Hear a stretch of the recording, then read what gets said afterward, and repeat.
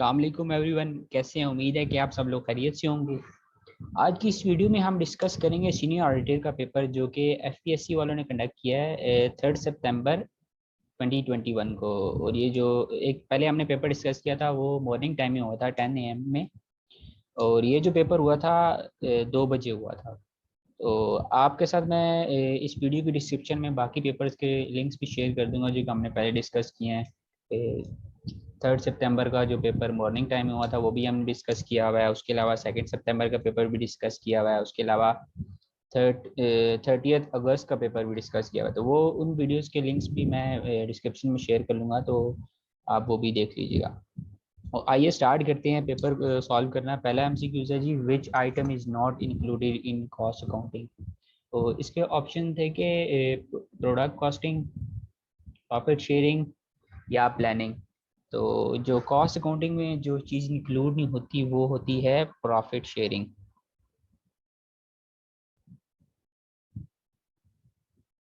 उसके बाद next MCQ है जी, basic objective of cost accounting. ये पिछले पेपर्स में भी आया हुआ है। तो इसका जो इसके ऑप्शन देते हैं कि tax compliance, financial audit, profit analysis या कॉस्ट असरटेनमेंट के लिए। तो जो बेसिक ऑब्जेक्टिव होता है कॉस्ट अकाउंटिंग का वो होता है cost ascertainment.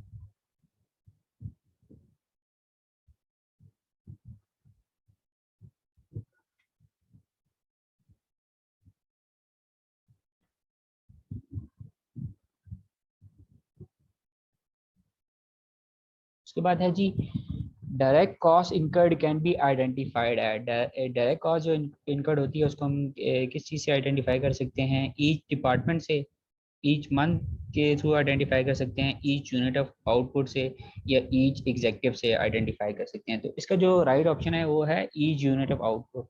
Direct cost incurred को हम ईच यूनिट ऑफ आउटपुट से इनकर्ड कर सकते हैं, आइडेंटिफाई कर सकते हैं, सॉरी।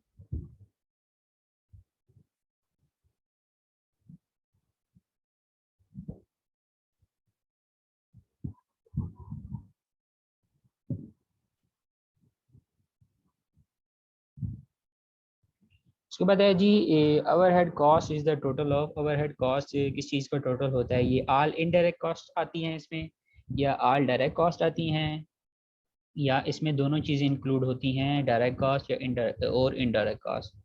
तो इसका जो राइट ऑप्शन है, ओवरहेड कॉस्ट में सिर्फ ऑल जो होती हैं सारी इनडायरेक्ट कॉस्ट वो आती हैं।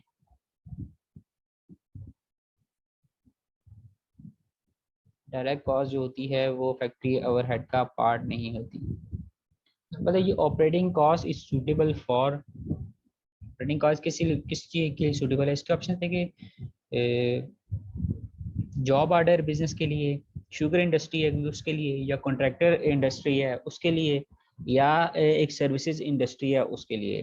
तो ये जो ऑपरेटिंग कॉस्टिंग है ये सूटेबल होती है इन, अगर इन बिजनेसेस की बात की जाए तो इनमें से जो सर्विसेज का बिजनेस है, सर्विसेज इंडस्ट्री है, उसके लिए ये सूटेबल है, ऑपरेटिंग कॉस्टिंग है।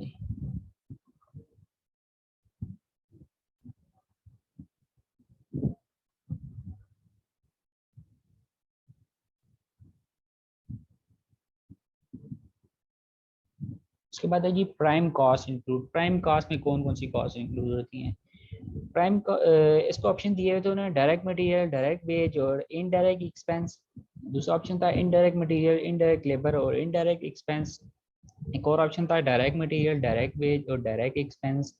इसके बाद चौथा ऑप्शन था कि direct material, indirect wage and direct indirect expense.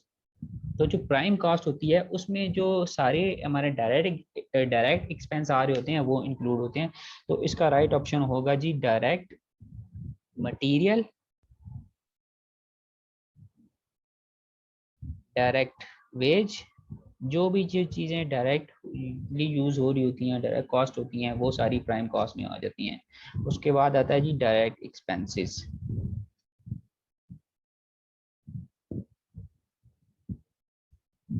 उसके बाद ऑप्शन है जी, supplementary grants like normal budgets are approve by. कौन सा डिपार्टमेंट इसको अप्रूव करता है?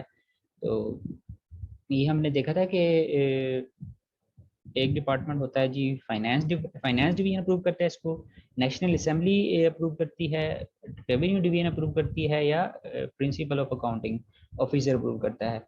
तो इसमें ये होता है कि सप्लीमेंट्री ग्रांट्स जो होती हैं ये पार्लियामेंट में डिस्कस होती हैं, वहाँ पेश की जाती हैं और वहाँ ही अप्रूव होती हैं। उसका राइट ऑप्शन होगा नेशनल असेंबली।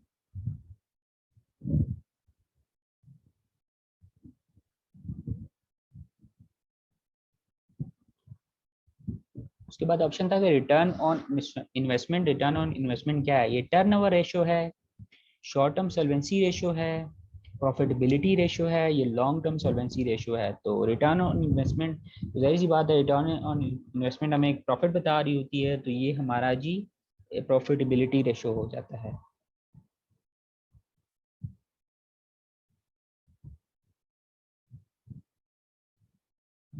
उसके बाद था G F M stand for. इसके ऑप्शंस थे financial adviser minister, foreign audit manual, financial audit manual, या ऑल ऑफ दीज। तो इसका जो राइट ऑप्शन था फाइनेंशियल ऑडिट मैनुअल।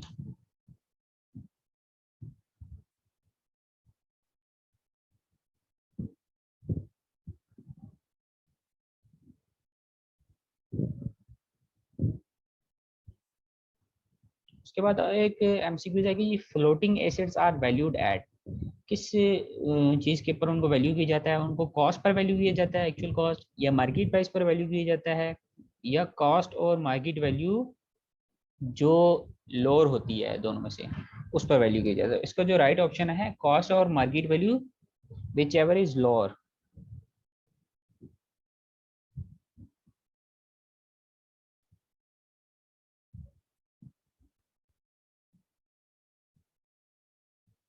उसके बाद एमसीक्यू है which of the following effect audit effectiveness. Audit effectiveness को कौन सी चीजें हैं जो इफेक्ट कर रही होती हैं? तो उसमें हमारे पास ऑप्शन थे कि risk of our Reliance, risk of incorrect acceptance, या या दोनों होती हैं, या दोनों में से कोई चीज भी नहीं होती। तो इसका जो राइट ऑप्शन था कि ये दोनों जो चीजें हैं, रिस्क ऑफ अवर रिलायंस और रिस्क ऑफ इनकरेक्ट एक्सेप्टेंस, ये दोनों चीजें ऑडिट की इफेक्टिवनेस को इफेक्ट कर रही होती हैं।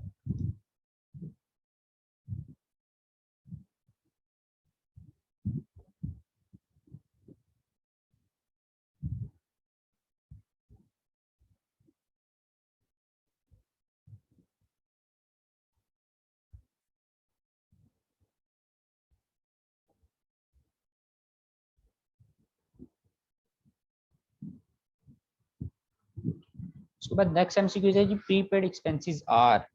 प्रीपेड एक्सपेंसिव क्या एक्सपेंसेस में क्या क्या चीजें आती हैं? प्रीपेड एक्सपेंसेस में होता है payment bed for product and services that don't ever expire, या classified as liabilities on the balance sheet, या तीसरे नंबर पर ऑप्शन था कि assets that represent pre payments of future expenses. तो प्रीपेड एक्सपेंसेस जो होते हैं, ये जो हमने जैसे हम लोग मोबाइल में रिचार्ज करवाते हैं तो वो प्रीपेड होता है ना। तो या इससे यही मतलब है कि इसका जो करेक्ट ऑप्शन है कि acids that represent pre payments of future expenses, जो हम हमारे फ्यूचर में एक्सपेंस होने होंगी उनकी जो हमने प्री पेमेंट्स कर दी हैं उसको ये कहते हैं, और ये बैलेंस शीट में एसेट्स में शो किया जाता है।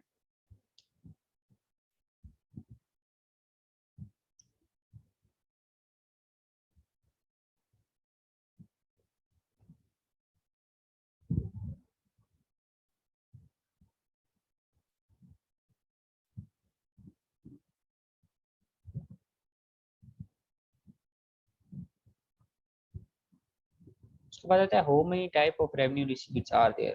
तो इसका ऑप्शन था कि दो रेवेन्यू, दो टाइप्स होती हैं, तीन टाइप्स होती हैं, चार टाइप्स होती हैं, छह टाइप्स होती हैं। तो इसका जो करेक्ट ऑप्शन है टू है। ये एक टैक्स रेवेन्यू है, आई गेस एक टैक्स रेवेन्यू रिसीट्स होती है और एक नॉन टैक्स रेवेन्यू रिसीट्स होती हैं। उसके बाद है कि to facilitate conclusion for an audit, field audit is conducted to conduct. Field audit किस लिए कंडक्ट किया जाता है? तो इसका ऑप्शन थे ऑडिट एविडेंस, या ऑडिट फी के लिए, तो मैंने तो काफ़ी सर्च किया, तो मेरे ख्याल में तो इसका जो करेक्ट ऑप्शन आता है वो है जी, ऑडिट एविडेंस के लिए ये फील्ड ऑडिट किया जाता है। अगर आप लोगों की किसी को ये लगता है कि इसका ऑप्शन गलत है तो एविडेंस बेस्ड इसका आंसर कमेंट में दे सकता है। उसके बाद आता है international competitive bid response within. तो इसका जो आंसर है कि वो कितने टाइम में रिस्पॉन्स करते हैं, इसका आंसर था 30 डेज। 30 डेज के अंदर इसका रिस्पॉन्स आता है।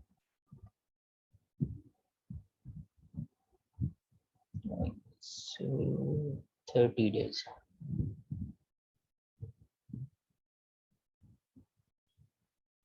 उसके बाद है जी warehouse rent is dash cost. ये हमारे पास कौन सी कॉस्ट आती है? ये प्रोडक्शन कॉस्ट में आती है, रॉ मटेरियल कॉस्ट होती है, डिस्ट्रीब्यूशन कॉस्ट आती है, या इनमें से कोई भी इसको किसी भी कॉस्ट के लिए नॉमिनेट नहीं किया जा सकता। तो ये जो वेयर हाउस कॉस्ट होती है ये हमारी डिस्ट्रीब्यूटिव कॉस्ट होती है, डिस्ट्रीब्यूशन कॉस्ट।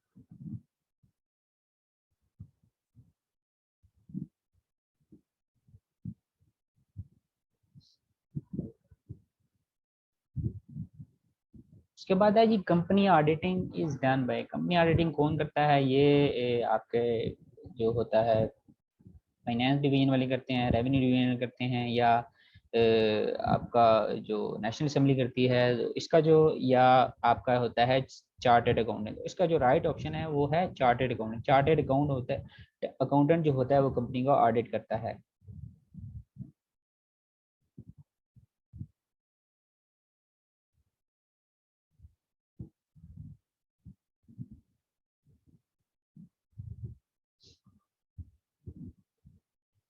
उसके बाद हमारे पास एक एमसीक्यू है, विडो और डॉटर सबमिट्स। वो क्या सबमिट करते हैं? इसके जो ऑप्शंस थे, ऑप्शंस पर अगर बात करें तो करेक्ट ऑप्शन पर ही बात कर लेते हैं इसके। वो हर 6 महीने बाद नॉन मैरिज सर्टिफिकेट उनको सबमिट करवाना पड़ता है।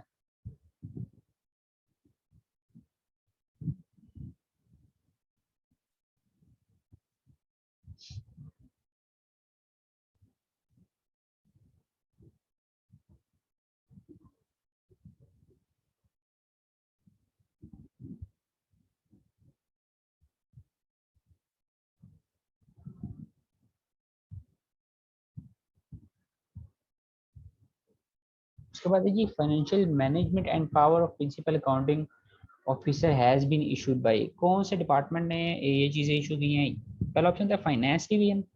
अच्छा, उसके बाद है रेवेन्यू डिवीजन। उसके बाद है जी डिफेंस डिवीजन या नेशनल असेंबली। तो इसका जो करेक्ट ऑप्शन है वो है जी फाइनेंस डिवीजन।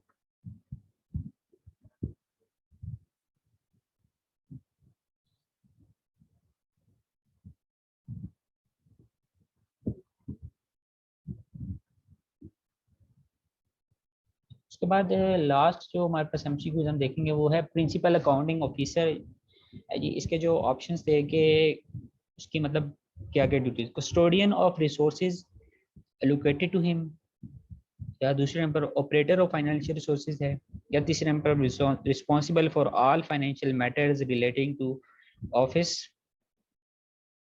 चौथा ऑप्शन था कि ऑल ऑफ दीज। तो इसका जो करेक्ट ऑप्शन है ऑल ऑफ दीज है। ये सारी ड्यूटीज जो होती हैं प्रिंसिपल अकाउंटिंग ऑफिसर की ड्यूटीज होती हैं। नंबर 1 है जी custodian of resources allocated to.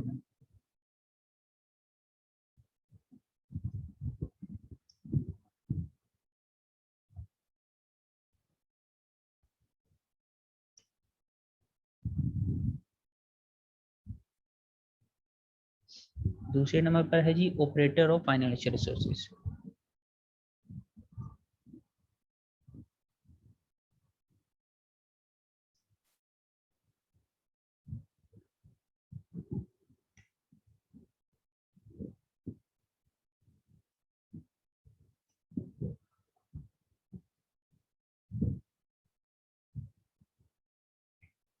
तीसरे नंबर पर था responsible for all financial matters.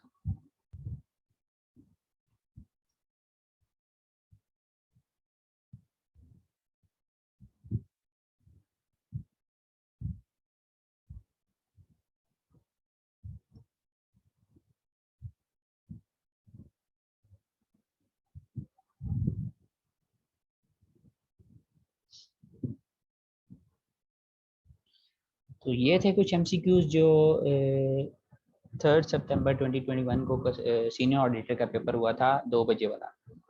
तो इसके अलावा कुछ एमसीक्यूज अगर आपको याद आ रहे हैं तो वो कमेंट्स में ज़रूर शेयर कीजिएगा। बाकी आपको अगर बाकी पेपर्स देखने हैं जो वीडियो के शुरू में भी बताया था कि डिस्क्रिप्शन में उनका लिंक्स ऐड कर दिया जाएगा। जो 3 सितंबर को सुबह जो पेपर हुआ था और 2 सितंबर को हुआ था, उसके अलावा 30 अगस्त को जो पेपर हुआ था सीनियर ऑडिटर का। तो अगर आपको वीडियो पसंद आई है तो चैनल को जरूर सब्सक्राइब कीजिएगा और बाकी आने वाली नई वीडियोस के लिए बेल आइकन को जरूर प्रेस कीजिएगा। Thank you. अल्लाह हाफिज़।